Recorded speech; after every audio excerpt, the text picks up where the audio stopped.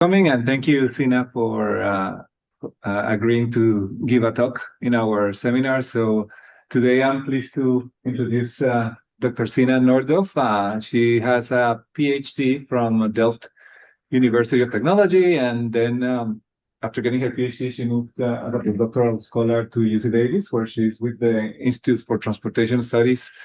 She's been working on bridging the gap between, I guess, human factors and psychological factors for acceptance of autonomous vehicles. And more recently, she's also been working on advanced air mobility as well, and the human and social factors. So I think that's an interesting area to explore. So her research is, yeah, she has several publications in top journals in cognitive science and things like that in this aspect. So we're looking forward to her talk. So yeah, whenever you're ready, please, yeah, take it away. Thank you. Thanks a lot. Thanks a lot for having me. I'm super excited to meet you today and to be here and to be able to present my research. I will talk, I think, for around 50 minutes or something, but I would really like us to be as interactive as possible. So for instance, if you have some questions or feel free to ask them anytime, because I'm also super curious to in learning what you are doing.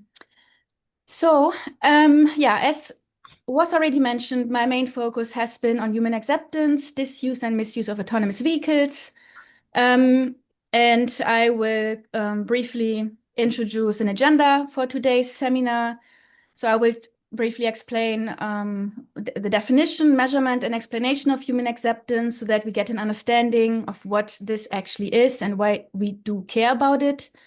And then I would like to go through three main problem statements or three problems that we would like to I would like to address. So the first problem is human acceptance of autonomous vehicles does not necessarily guarantee proper system use. The second is human acceptance is not only an end user phenomenon, but also a road user phenomenon. And human acceptance is not only a user phenomenon, but also stakeholder phenomenon. And I try to back this up and support this with empirical evidence from our research. Also to give you an idea of what I'm doing, my research is very much human-centered. So all the data that I basically analyze is coming from humans using and interacting with autonomous vehicles. Because in the end, it is the human that decides, determines the success of the technology. So even if the technology, for instance, is well designed, it can still be misused or disused. And therefore, it is very important to integrate the human in technology design, but also later, or to use data from humans in order to inform policy. That's also what we are doing, Davis, for instance.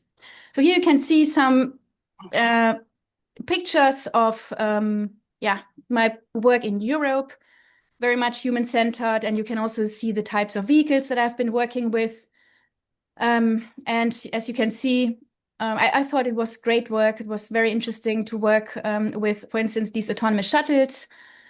But at one point, I also thought, okay, it's really time to move to California because, you know, we have Waymos operating on public roads and they are operating as part of normal traffic. And in Europe, for instance, it is much more regulated, right? For instance, by the time I did my research, we didn't even have autopilot because it was not allowed to use Tesla autopilot on public roads, for instance. And we only had, for instance, these autonomous shuttles operating under very limited conditions with a safety driver on board. And so this was also one of the reasons why I decided to move to California, because that's just the place to be when you do AV research, in my opinion, right? One of the places.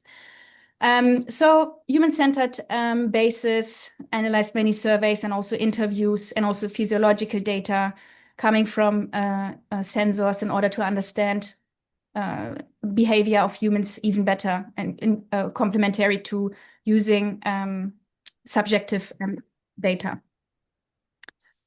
Okay, so why do we care about human acceptance? This is just a reminder. Of course, human acceptance is necessary in order to achieve the benefits that we hope to get by the deployment of autonomous vehicles, right? So we care about it because if humans do not accept the technology or accept it but misuse it, we will not get, we will not have safer roads, or we will not have higher traffic flow efficiency, for instance, and all the benefits that we hope to achieve when we have autonomous vehicles on public roads. And I think you are well aware with this automation classification, which basically means, okay, we have different levels of automation that determine the capabilities of the vehicles and the role of the human driver supervising the vehicle and or responding to takeover requests, depending on the level of automation. And my focus has been on level 2 automation, level 3, and level 4. So I worked with automated shuttles, as you saw before, as part of public transport, but also with private autonomous vehicles, for instance, Tesla Autopilot, and I will go to these results in a second. And of course, these different levels of automation have different implications for user acceptance and how users interact with the system, because the level of supervision, for instance, differs, and the role of the human essentially inside this vehicle is different. So here I would like to introduce this 4-dimensional user acceptance space. Actually, I would like to show that, or introduce the key terms that are also very relevant in today's talk. So we have acceptance, which is typically defined as the intended use and actual use of the system. We also have resistance, disuse. You may have, for instance, maybe you have heard about autonomous vehicles being stopped by people on the road who put objects on the vehicle, this is one example. We also have misuse, and we have proper system use. So the main message here is that even though the system is accepted, this does not necessarily mean that it is properly used, but it can also mean that people misuse the system or disuse the system.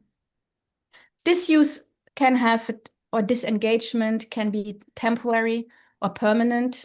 So disengagement is more the temporary, disuse, which is sometimes necessary. For instance, when an autonomous vehicle encounters a situation that exceeds the demands, the technical capabilities of the autonomous vehicle. So the driver has to intervene, for instance, to avoid a potentially safety critical situation.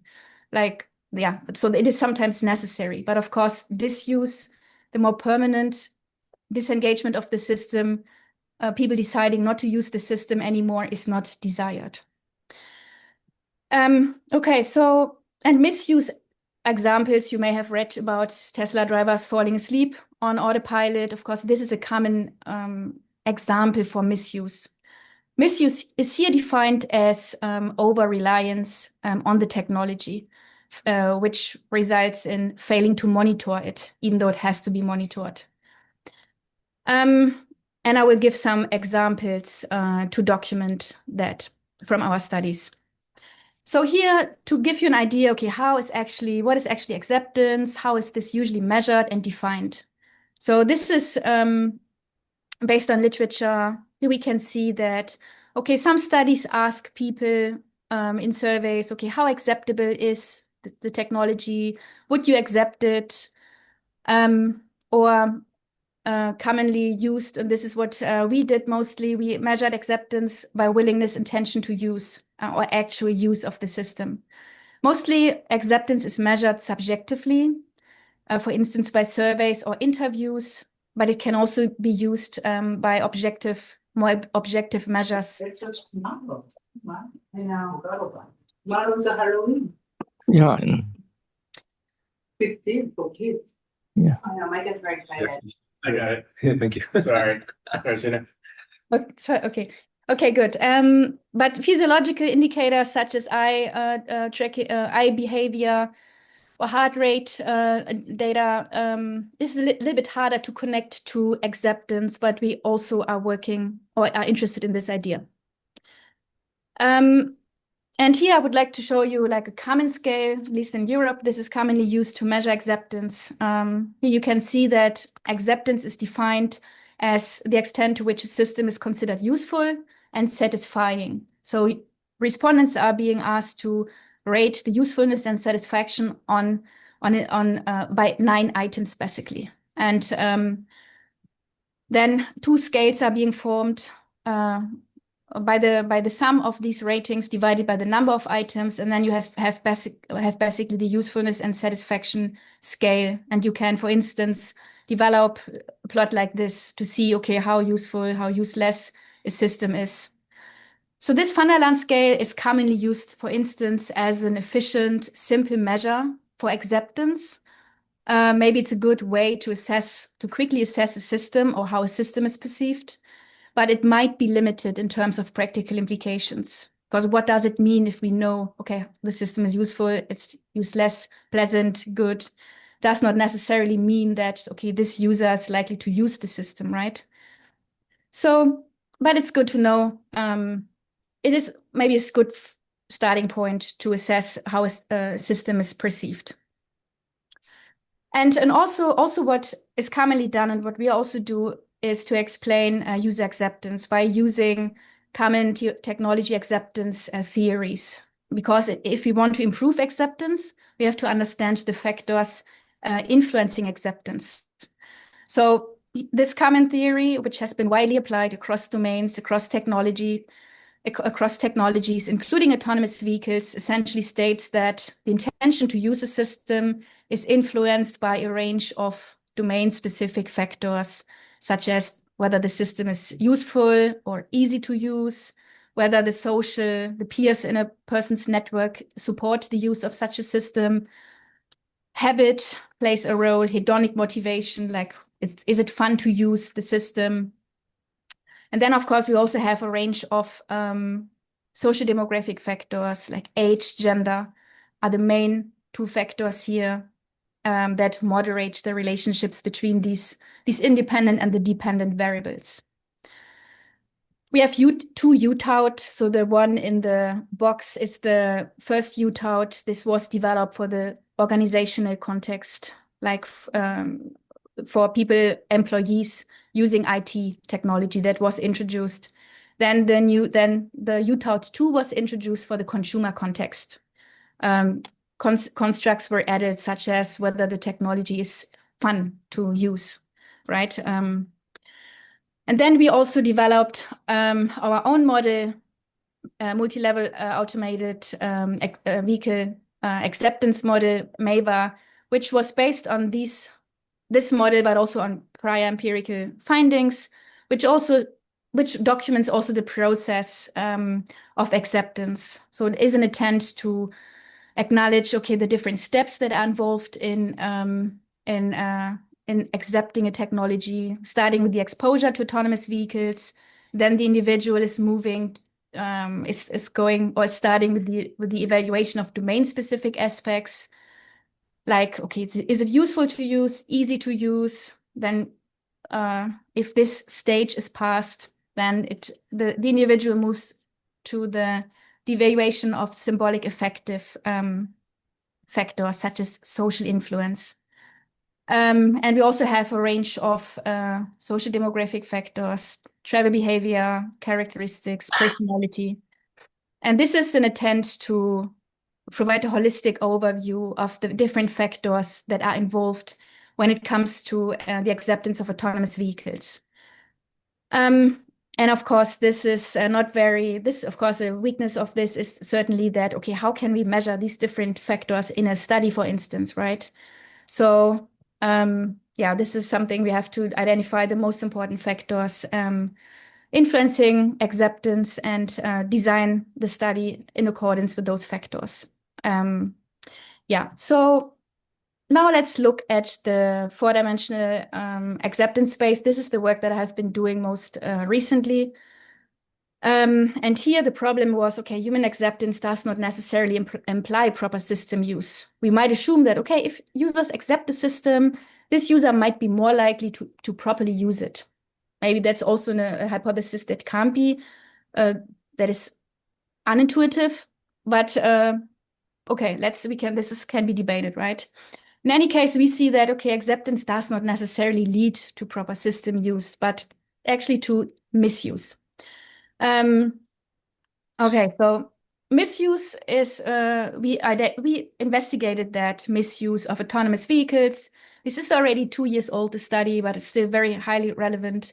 The findings when we, for instance, there are some new findings supporting misuse of partial driving automation.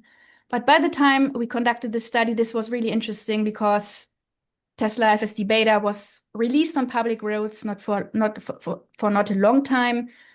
And Tesla selected specific people to test their FSD beta technology. For instance, because the technology was not ripe yet, right? It did make many mistakes. And for instance, so what is written here, you can see that full self-driving is a limited early access beta, must be used with additional caution. It may do the wrong thing at the worst time. Do not become complacent. So this is the email that users of, that those testers of FSD beta received from Tesla in an email before they were allowed into the program, right? And these people that were allowed to test the technology, they were seemingly highly technical competent. For instance, software engineers, pilots of these big commercial airplanes like 787, social media influencer who are really tech affine and into this stuff. And they were picked by Tesla to test the technology. And we could talk to some of them. And this was really interesting because talking to pilots who'd also use, of course, autopilot in aviation, but also autopilot on public roads is very interesting because this is where actually those two domains really intersect, right? Aviation and transportation. So it was really nice talking to those people because they were very knowledgeable. And it was, we got some, it was very interesting because we can show that, for instance, those knowledgeable people, seemingly knowledgeable people also became complacent in the end, which of course then raises the question, okay, even if they have the proper knowledge, they still fail to monitor the system later to some extent. And of course, the question is then, okay, what are the consequences? This is another question, right? Even if they become complacent, does this mean that this has a negative effect on traffic safety? So there are many questions attached to this research, I guess. So here we compared the effect of using autopilot and FSD beta on drivers. So indirect effects, the short-term effects, and the long-term effects, the indirect effects. For instance, situational awareness and workload. These are common human factors constructs that are very important for the performance of drivers in the car, right? When it comes to taking over control. So therefore, we asked them also, okay, to what extent, actually they reported that situational awareness when using autopilot increased significantly. And there was no increase in situational awareness for FSD beta, which makes sense because by the time we did the study, this technology had to be supervised very closely. Like some people reported, okay, it's actually, I have to babysit the car. So there was not much additional situational awareness that drivers could use for instance, okay, observing the environment, etc. But what I would highlight here is, we found, because we talk about misuse, right? So we found some incidences of misuse, like complacency, which means failing to monitor the system. Over-reliance means over-relying on the system. Hands-free driving, mind-off and fatigue driving.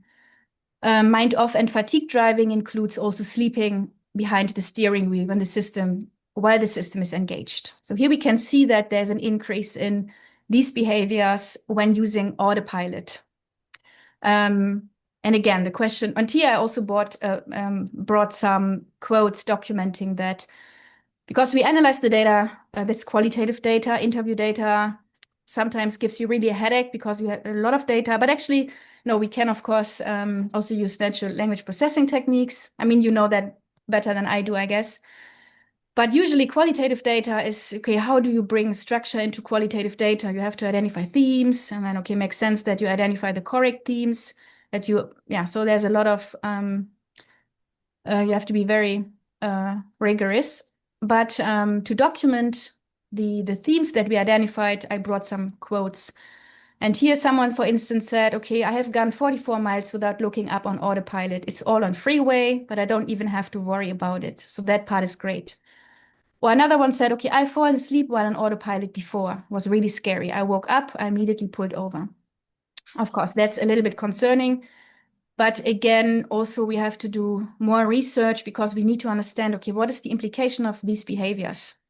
If, for instance, no one of those drivers crashes, why do we bother? Of course, we should always bother about these behaviors, but we also have to take a critical look at these behaviors and consequences for traffic around them.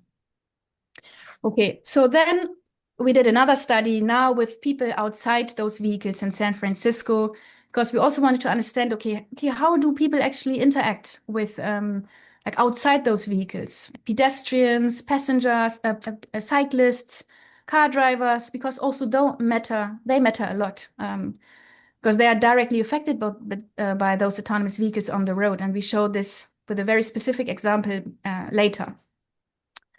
So here we can also identify misuse by people outside those vehicles. For instance, someone said, okay, it's very easy to cut them off. They will stop. Oh, there's a robot car. I can definitely merge in front of that robot car. They're going to stop for me because they see you. They see you coming. So this can also be, okay, a little bit tricky, because what if they don't stop, right? Or someone said, oh, it has gotten really fun to play with them. If you try to bluff them, you can make them stop or clinch. You'd see one coming along and you wait until the last second and step off the curve. So that's, of course, also something that is regarded more like an example of a behavioral adaptation to this technology. Users adapt to this technology in unintended ways, and that this might negate or diminish the expected benefits that we want to have from this technology. For instance, can cause more traffic delays, or can be potentially safety critical. Okay, so why do people actually do that? Of course, this is also, there's also multifaceted phenomenon, but the question, of course, trust is very important for acceptance and use. So therefore, we also try to model the relationship between trust and perceived safety, automation use, disuse, misuse, in order to understand, okay, does too much trust, does over trust make it more likely that people misuse the system? Of course, this has been established before. The relationship is intuitive. And yeah, again, a quote from someone: autopilot, absolutely. I would send a 90-year-old grandmother on a road trip with autopilot because it can. So this is one example for a person that most likely overtrusts the system because it can't be unsupervised at this moment in time. And now let's look at our four-dimensional acceptance space again, and look a little bit at disuse. Disengagement, because our study has also revealed the different factors leading to disengagement. And sometimes, as I mentioned, it's necessary, right? For instance, if the automation is behaving in unwanted, unnatural ways, or if the user is anticipating automation failure, then it's necessary to disengage the system. By the way, this is a conceptual framework that assumes that the automation and the human operators are agents that can both initiate the disengagement. So they are independent agents that can both initiate the disengagement. The reasons are automation related, or human operator related, or related to other humans, or related to the environment. So, for instance, human operator-related factors relate to fatigue, so to the human state, actually. Sometimes fatigue, intoxication, frustration, stress, embarrassment lead to human operators to disengage the system. Other humans on the road are also reasons for humans to disengage the system. For instance, when there's road rage someone is angry at the autonomous vehicle, the human operator is disengaging it. And so this means that, okay, this technology is really part of a social system. And this also has to be taken into account when looking at how humans use the system. So then we also went to the Automated Road Transport Symposium to also to present our research inspired by those findings. And we had very great representation of panelists who all shared their perspective on safety of partial driving automation from on-road studies, so capturing the industry perspective, but also NHTSA was there. And together, I think we had a complementary perspective on this topic, which still remains very relevant today. So now let's talk about resistance. This was also the other end of acceptance. So resistance to autonomous vehicles. This study was motivated by, I was involved in an own personal attack on an autonomous vehicle in July 2023. So some people stopped us and put some boxes on the autonomous vehicle, and we couldn't move anymore. And then someone the carrier had to, actually we had to change the vehicle. But this was motivated me to work on this topic further, because it shows that it's not only, user acceptance is not only an end user phenomenon. It's a phenomenon that is much broader and that involves many, many people outside this vehicle. And I will document this by so-called immobilization events, where AVs are being stopped or are stopped for a longer time in traffic. For instance, this also shows the relevance of taking road users outside those vehicles into account. So the question is, okay, why do people outside, like bystanders or other cyclists, pedestrians, outside the vehicle oppose autonomous vehicles? And so this study has revealed different factors which do not necessarily have, which are not necessarily associated with autonomous vehicles, with the direct use of autonomous vehicles, but also pertain to higher level factors or higher level indirect consequences of the deployment of autonomous vehicles, such as, okay, how does this affect sustainable mobility, or how does this affect the environment, or sustain the city livability or humanity as a whole, or social equity. So these are more the indirect consequences of the deployment of autonomous vehicles that are more longer term, right? And also, of course, some were vehicle-related. Unpredictability of the vehicle, incompetence of the vehicle was mentioned, low effectiveness, or unwanted behavior. And this is, I mentioned that already briefly. So the resistance to autonomous vehicles, I now put this in context with immobilizations. So immobilizations are defined as events where the autonomous vehicle, the individual autonomous vehicle is being stopped for 2 minutes or more in traffic without moving, and when it should. So this study has revealed those incidences where respondents reported AVs being stuck in traffic, unable to navigate around obstacles, blocking traffic, including first responders.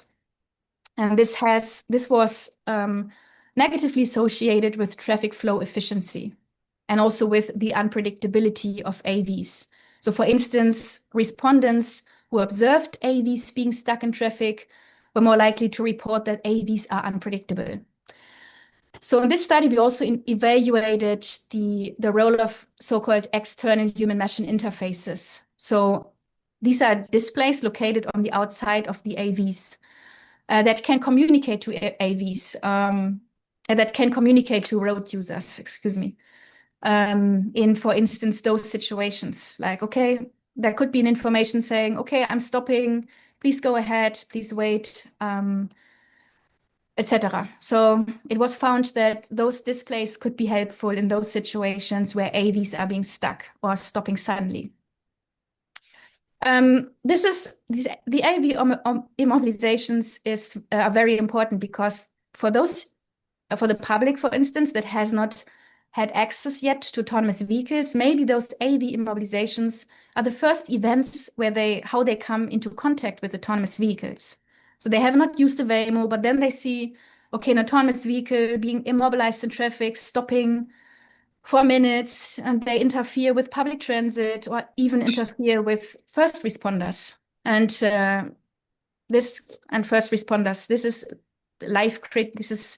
could have like critical life and death implication if someone loses a loved one because an autonomous vehicle was blocking traffic. So this is really the moment which could have a very powerful impact on public trust and acceptance, because the public is this is probably one of those events where the public is directly impacted by the autonomous vehicles. And now we have not a small number of autonomous vehicles on public roads, but we know that the deployment will increase and more cities will deploy autonomous vehicles. So this has to be taken into account. With a higher number of those vehicles on public roads, it could be that those incidences also increase.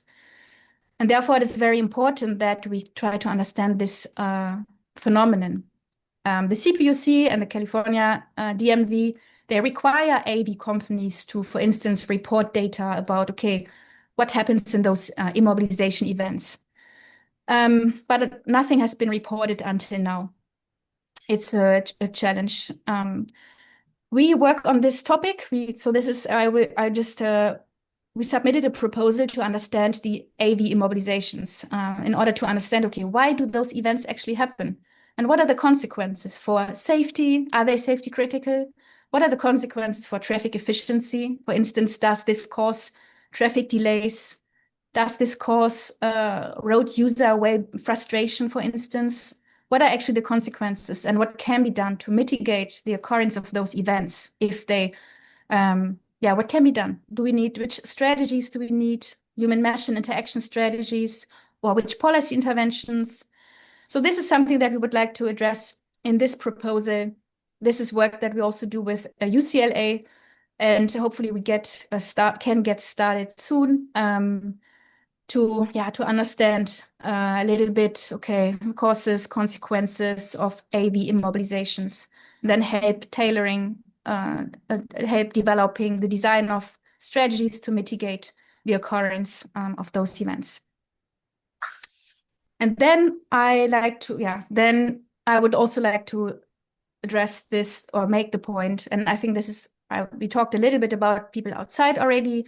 So who's the user of autonomous vehicle?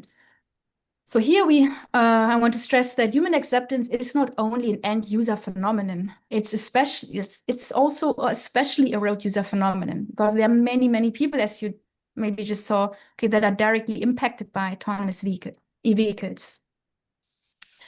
So direct end users, we have direct end users, we have direct end users and indirect end users. Actually, the motorized vehicle users are indirect end users. So we have people inside those vehicles and we have people outside those vehicles. And the main assumption is that, okay, those users, they have the same needs, but they also have different needs. For instance, the same needs, we can say, okay, everyone wants to be safe, right? Everyone wants to be comfortable and everyone wants to trust autonomous vehicles. But we also have needs that differ across user group. For instance, pedestrians, they have different needs. They want to be seen by an autonomous vehicle. Then, for instance, like a cyclist. Cyclist also wants to be seen, but a cyclist moves differently than a pedestrian. So maybe the type of information that a cyclist needs is different than the type of information that a pedestrian needs. So we try to capture these different needs of road users outside those vehicles by developing an instrument in a survey that can be used in a survey, by defining the main constructs, the main factors that are important for every road user. For instance, safety is important for everyone. This is our assumption. Trust is important for everyone. But for instance, there are differences across road user type. For instance, we have, so the idea is that we have a baseline, the same questionnaire for every road user. But this questionnaire has to be adjusted slightly to capture the perspective of every road user, because the perspective, even though it's the same factor, is different between a driver than compared to a passenger. The passenger might worry about motion sickness. The driver is not worried about motion sickness. So we try to capture these different perspectives in this questionnaire. And I have like standard questions for everyone, but then we have very specific questions for specific road users. And this has resulted also in a study where we developed and validated the automated vehicle acceptance questionnaire for pedestrians. So now we want to develop a questionnaire for every road user type. And the idea I mentioned briefly, we developed this questionnaire by survey that we then analyzed by structural equation modeling, but also we performed factor analysis and confirmatory factor analysis in order to understand, okay, what are the main factors influencing acceptance of pedestrians? And for instance, it was found that the pedestrian, the importance of being detected by an autonomous vehicle was very important, was found to be influential. And here I would like to stress that human acceptance is not only a user phenomenon. So we now no longer think about the direct end users and the indirect end users, but it's also a stakeholder phenomenon. People, for instance, making the policies.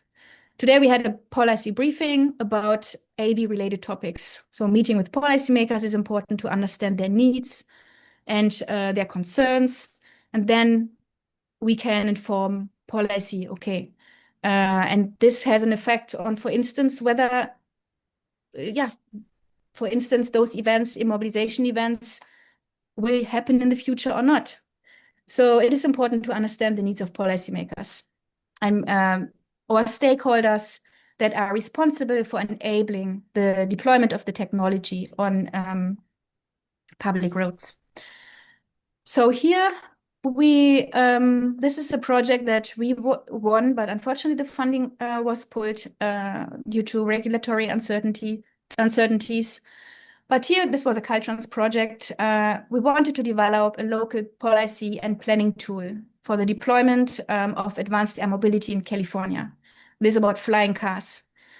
And the main background was that, okay, first of all, the main problem background was that, okay, many local jurisdictions lack the knowledge, the expertise, the standards to integrate advanced air mobility into their regional planning processes, for instance. And this can also be a cause of concern, or can be a concern, for instance, if they don't have the knowledge, the tools, the resources, they might fall behind and become opponents to this technology. And California really wants to maintain its leadership in advanced air mobility. Therefore, we wanted to equip local jurisdictions with the knowledge and the tools to enable the consistent deployment of advanced air mobility across different regions. And this was also, so therefore we wanted to develop this local policy and planning tool together with stakeholders. So this was a very stakeholder intensive project. We had a couple of workshops planned because the main challenge in aviation is also that, as I mentioned before, knowledge, resources, tools differ across stakeholders, but also advanced air mobility brings different technologies together, right? We have connectivity, we have automation, we have electrification, we have the aviation domain, transportation domain. So we have to bring these different stakeholders on one table to, that's critically important to advance the technology. And this was the main goal of the project, to first enable this stakeholder dialogue and bring these people in the same room and facilitate the discussion. And so the tasks, for instance, that we wanted to address were, okay, we wanted to identify the barriers to advance air mobility deployment. And then we wanted to understand, okay, what are the specific needs of local jurisdictions? And then also what are the legislative needs? So how can we bring this together? Because often what is happening at the local level is discoordinated from what is happening at the federal level. So we wanted to enable to integrate those perspectives. Then we wanted to synthesize this knowledge into this local policy and planning tool that defines very specific, clear visions and principles, also included in an implementation checklist, and specific actions so that we can have a readily deployable tool to help California maintain its leadership in advanced air mobility. Even though this was now pulled, we will still we still keep working on it, and because we believe that's very relevant. But this was actually the main idea of this project, so that you can also get an idea, okay, what we are still planning to do in the future. So now I realize I'm already, I think, at my last slide. So a bit earlier than I expected, but I think that's maybe good because it leaves room for hopefully some discussion or questions from your side. Thanks a lot for your attention. So thanks. Okay. So I guess we have questions. Oops. Yeah, I can start with one question. So I think this is interesting work. I was wondering what can you give like a specific example, or maybe it's like a little bit something more concrete about how this tool can help, I guess, the local communities or jurisdictions understand or benefit or help in general, the air transportation or the advanced air mobility. Like what would be like a specific use case? Do you have like examples of that? Yeah, so that's a very great question. So we wanted to focus on on eVTOL, so electric vertical takeoff and landing aircraft, and drones. So these were the specific use cases that we wanted to address with this tool. And the main outcome would be actually this framework, or this tool is basically a handbook that stakeholders can use with regards, and of course that also relates to your question, with regards, for instance, vertiport planning. So where do we put all those vertiports? So vertiport planning, but also community acceptance, noise impacts, vertiport safety. So these were one of the criteria that we wanted to address in this tool, because we know that, of course, vertiport, it's basically related or focused on the planning of vertiport, and because this is, of course, a key factor that determines, okay, whether we will be successful with this technology or not. Okay. Is this and then the outcome would be to define specific activities, because this project asks for readily deployable results. So we need to have something that is readily deployable. So for instance, when we think about vertiport planning, okay, where do we place those vertiports? How can we evaluate noise impacts? The idea would be that we address these topics with stakeholders and then come up with the specific guidelines, specific activities that each of these stakeholders can perform to advance this specific topic. This was the idea, basically. So I have another question, but I saw something on the chat. I guess maybe I cannot see it, but maybe if you can repeat. No problem. Yeah, okay, so I will check it. Thank you in establishing how are human benchmark definitions established for what these same road users might expect from human drivers? Yeah, this is a very good question. How are human benchmark definitions established for what these same road users might expect? Yeah, this is a very, very good question. I think this is something that still needs to be done, because how do we, that's an open question, I guess, because these expectations of those road users with regards to the performance of autonomous vehicles, how do we capture that? It is challenging because this is like this, okay, how do we compare the performance of an autonomous vehicle with the human-controlled vehicle? So people have different safety perceptions or expectations, for instance, when it comes to an autonomous vehicle compared to a human-controlled car, right?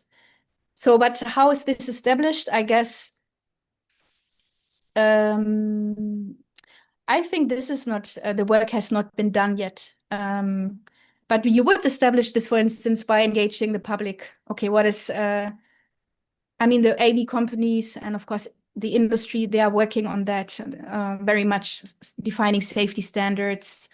Okay, what is safe? How safe does an autonomous vehicle has to be? What is safe? How safe is safe enough, right? All of these questions are being addressed. But to engage the public and to find a common consensus, whether this is even desired, is difficult. So yeah, we rely on, I guess, the best answer to your question is probably you use the, for instance, open source Waymo data. You can analyze the data to compare, okay, what is the performance of those vehicles compared to human-controlled controlled cars, to get a better understanding, okay, how do those vehicles compare?